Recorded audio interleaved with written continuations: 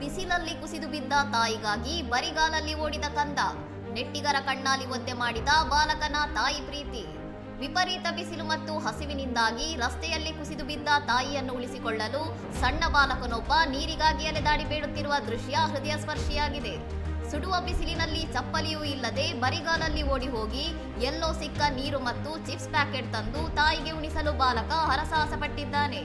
ವಾಹನಗಳು ವೇಗವಾಗಿ ಚಲಿಸುವ ರಸ್ತೆಯಲ್ಲೇ ಮಹಿಳೆ ಪ್ರಜ್ಞೆ ತಪ್ಪಿ ಬಿದ್ದಿದ್ದರು. ಅತ್ತ ಧಾವಿಸಿ ಬಂದ ಬಾಲಕ ಬಾಟಲಿಯಲ್ಲಿದ್ದ ನೀರನ್ನು ಕುಡಿಸಿ ತಾಯಿಯನ್ನು ಎಚ್ಚರಿಸಲು ಯತ್ನಿಸಿದ್ದಾನೆ.